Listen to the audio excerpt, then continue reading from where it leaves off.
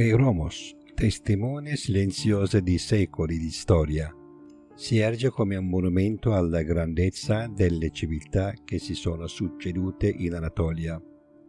Dalle sue origini nell'VIII secolo a.C., attraverso il dominio di Alessandro Magno e l'influenza romana, fino all'epoca romana di Oriente, Euromos ha conservato un ricco patrimonio culturale, un tesoro di architetture imponenti e vestigia di un passato che ancora oggi ci parla. In un paesaggio suggestivo dove la natura e la storia si fondono armoniosamente, si cela Euromos, un'antica città della Caria che incanta con le sue vestigia millenarie. Il maestoso tempio di Zeus, l'imponente teatro e l'antica agora si ergono ancora oggi come simboli di una civiltà fiorente, offrendo uno sguardo privilegiato sul passato di questa terra. La città chiamata Eurome dallo scrittore romano Plinio il Vecchio compare anche in epoche precedenti con i nomi Kyromos, Hyromos ed Europos, usati in periodo ellenistico. Euromos, che in greco significa forte, deve aver iniziato ad essere utilizzato a seguito della politica di ellenizzazione di Mausolo. Strategicamente situato sulla strada principale che si estende dalla costa verso entroterra della Caria, Euromos si trova all'incrocio delle strade del nord. Gli scavi mostrano che la storia della città risale a circa 2700 anni fa. Tuttavia i ritrovamenti di vasi unici nell'area della necropolis indicano che la storia della città potrebbe risalire a 3200 anni fa, poiché porta i tratti caratteristici dell'arte vascolare micenea. Euromos è stata colpita da turbolenze nel corso della sua storia, poiché la sovranità politica è sempre stata oggetto di contesa. A causa della irregolarità del territorio circostante, la costruzione degli edifici è rimasta incompiuta in molti punti. Questa situazione in realtà ci dimostra che la situazione economica di Euromos in quel momento non era molto buona. Tuttavia, le rovine architettoniche esistenti della città dimostrano che Euromos era una città importante nonostante tutte le negatività. Quando guardiamo alla regione della Caria in generale, possiamo pensare che i primi abitanti di Euromos fossero cariani. Successivamente, a causa delle migrazioni, si è evoluta in una colonizzazione composta da molte culture. Rimase sotto il dominio persiano per molti anni, dopo il dominio della Lidia e successivamente quello persiano. La città governata subito dopo da Alessandro Magno e dai suoi generali rimase sotto il dominio di Antigonos Doson, soprattutto nel II secolo a.C. Dopo questo periodo ellenistico, Euromos rimase sotto il dominio romano e romano di Oriente.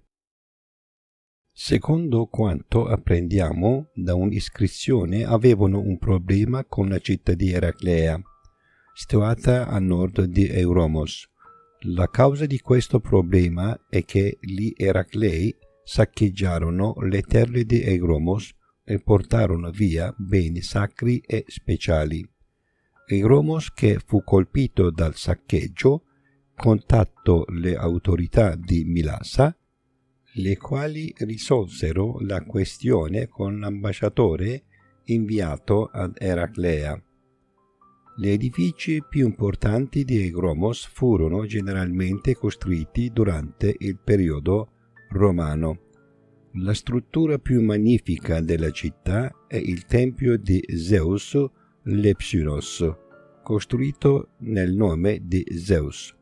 Altre importanti strutture di Euromos, l'agora, le mura della città, le terme, il teatro, le cappelle e necropoli rivelano il tessuto storico e la ricchezza architettonica della città.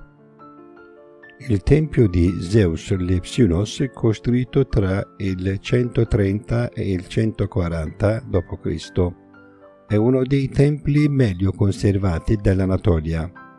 16 colonne del tempio sono ancora in piedi con i loro architravi.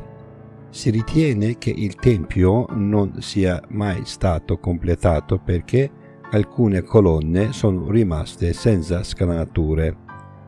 La statua di culto raffigurata sulle monete era posta su un piedistallo nel Naikos, all'interno del naos. Era raffigurato con un'ascia a 2 punte, l'abris, simbolo di Zeus Lepsinos, all'interno della tubola alzata su un blocco ortostatico nella cella meridionale del tempio. Ho fornito informazioni dettagliate sull'abris nel mio video intitolato Labraunda, che potete guardare se volete. Questo simbolo all'interno della tavola alzata mostra la funzione profetica del culto. Le colonne su lati nord e ovest presentano targhe con iscrizioni votive greche. 5 di queste tavolette furono donate al dio dal medico capo e funzionario pubblico Menecrate e da sua figlia Trifania, e 7 da un altro funzionario pubblico di nome Leone V. Nella sua forma attuale il tempio risale al II secolo d.C.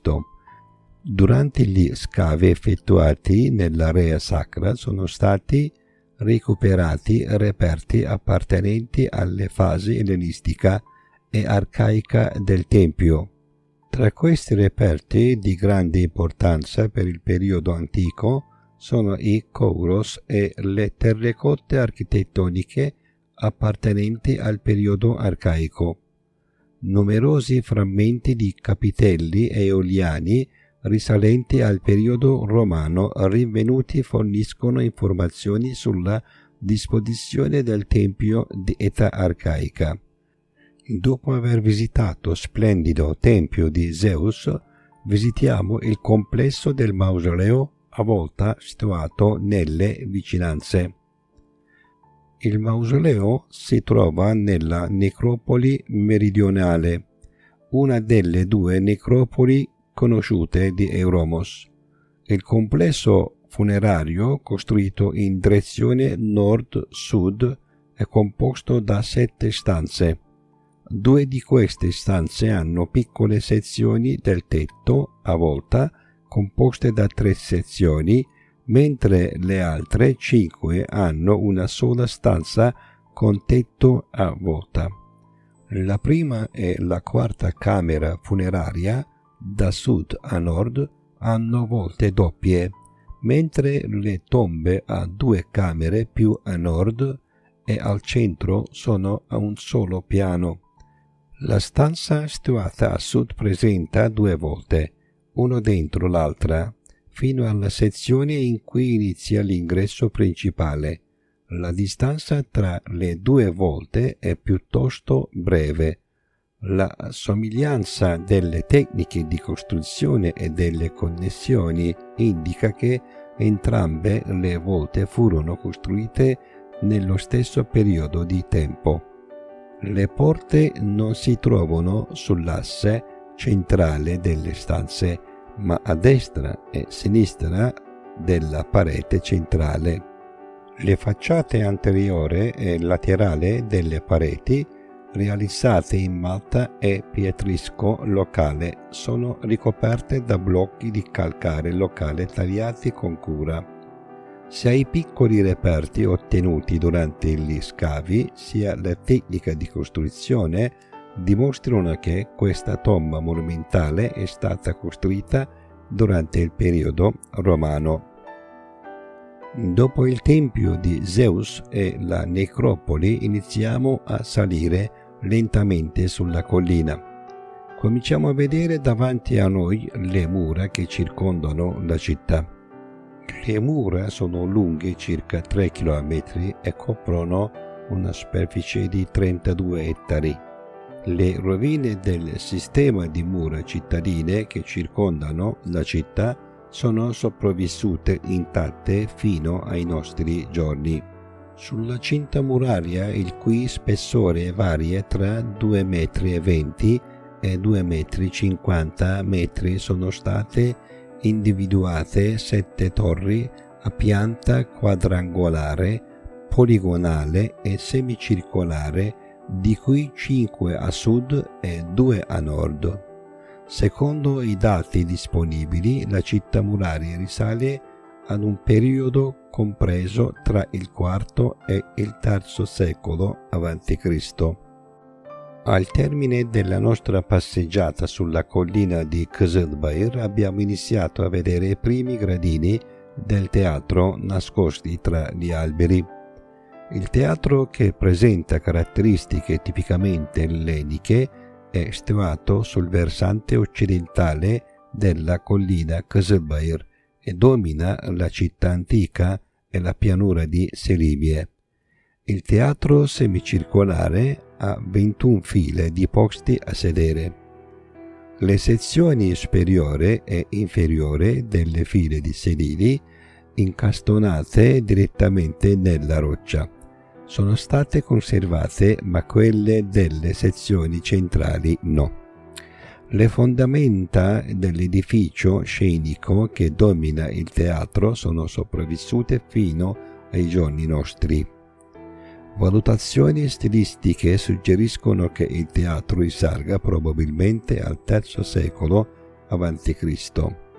Si stima che la capienza del teatro potesse essere di circa 2000 o 2500 persone.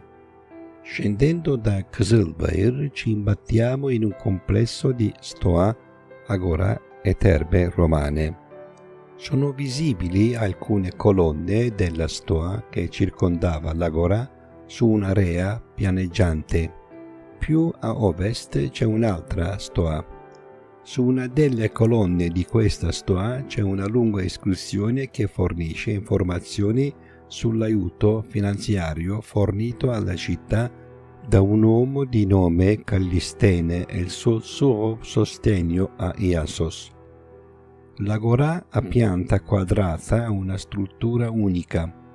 Il fatto che in questa struttura planimetrica non vi siano file di edifici commerciali con confini netti ne mette in ombra la destinazione d'uso.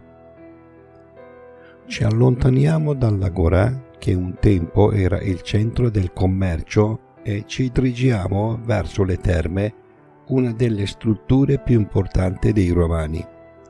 Il complesso termale, risalente al tardo periodo romano, si trova nella parte nord della città, proprio accanto all'agorà. La vasca è grande, 35 x 21 metri, è costruita in direzione est-ovest e ha una planimetria sequenziale. A est della vasca c'è il calidarium con abside, a nord c'è il praefurnium, una cisterna per l'acqua e pozzo d'acqua. Nella sezione centrale da sud a nord si trovano il frigidarium, il tepidarium, il laconicum. Nella sezione si trovano un corridoio, apoditarium e l'atrium. I pavimenti del frigidarium e dell'apoditarium e dell'atrio sono ricoperti di mosaici e in alcune parti figure mitologiche e diversi motivi di pesci sono ricamati con tessere colorate. Al centro dell'atrio con l'abside settentrionale si trova una piscina poco profonda circondata da colonne, come si evince dalle basi in situ. I pavimenti dei corridoi tra le pareti della piscina sono piastrellati con motivi geometrici, mentre il pavimento dell'abside è decorato con rami di edera che emergono da un cantaros ed è pavimentato a mosaico.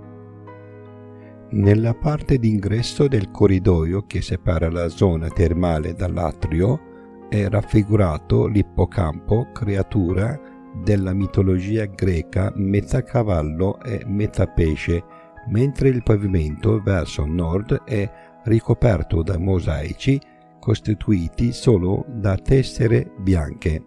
Dopo che la ricerca sulla superficie è stata condotta nell'antica città di Eiromos, tra il 2006 e il 2010, il professore dottore Sıtkı Koçman. Continuano gli scavi archeologici e i lavori di restauro avviati dall'Università Muğla sotto la guida di Abuzer Kızıl. Spero che Eiromos, che un tempo era una città ricca e magnifica, torni al suo antico splendore grazie agli scavi. Il silenzio della città sarà finito dai visitatori e sarà di nuovo piena di visitatori che camminano sulla sua percorsi e riempiendo i gradini del teatro. Il fattore più importante per me nel realizzare nuovi video è che vi piacciono i miei video e li condividete con i vostri amici. Le informazioni sono migliori se condivise. Vi amo moltissimo.